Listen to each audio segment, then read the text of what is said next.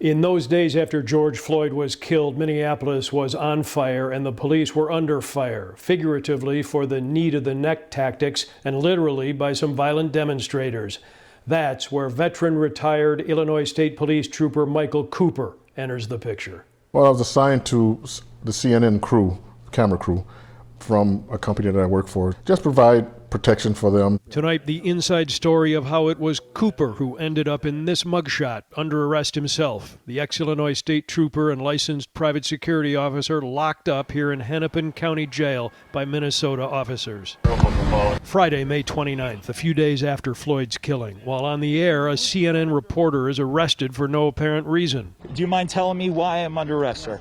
Released a short time later with an apology from Minnesota's governor. There is absolutely no reason something like this should happen. A day later, CNN sends in Michael Cooper from Chicago as security backup. Cooper retired from ISP in 2005 after a stellar and decorated career, heralded for cracking cold case murders. He is legally armed and escorting CNN's crew on location as police work to control looting and street violence. We had started filming at about 4 o'clock.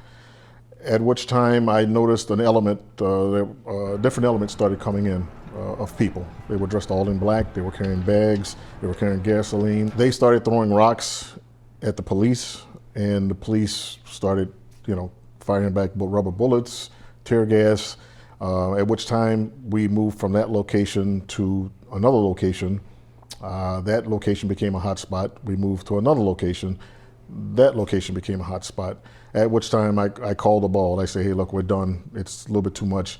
Now we're trying to find our way back to our vehicles, back by Ground Zero, where the police department was, the Kmart was. Seeing police gathering in this spot, Cooper says he slowly approaches the line of officers with his hands up and his police ID and badge facing them, announcing he is a retired state trooper. They did a felony stop is what we call it. They had me turn around, they had me walk backwards, they had me get on my knees, they had me lie down, put my hands behind me, palms up. I had my ID in my hand the whole time, palms up, at which time they approached me, they grabbed my arms, they cuffed me, they left me there for a bit. When you first said that to them, I'm retired state police, I'm working security, what did they say? Nothing. No response? No response. Is that the first clue that this was not going to end well? Yes. I told them I was armed. They found my weapon, my one on the right side, and at that point they stopped, and I said, I have another backup, and at that point in time they took that one too. And what about the other security man? Was armed as well? Correct. And was white? It was white, yes. And I called her captain, and she stopped. I said, ma'am, I says, I'm a retired state police officer. I'm here with CNN, with the media. And she looked at me and she says, I don't care. And she walked away. I never saw one African-American state patrol guy.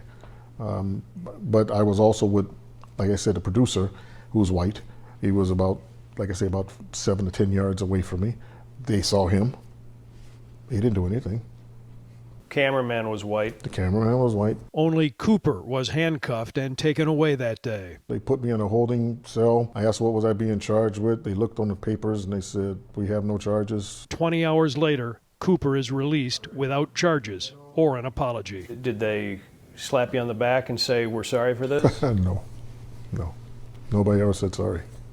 Have you ever heard from anybody officially since this happened? No. This mugshot and inmate booking sheet are the only documents provided by authorities following I-Team open records requests of the county sheriff, state police, and the governor's office. The jail record cites a weapons count and that Cooper was released pending complaint, but a complaint has never been filed. Cooper says there is only one explanation for what happened to him. Honestly, and I didn't want to go this route, I think it was because of the color of my skin. I do believe that.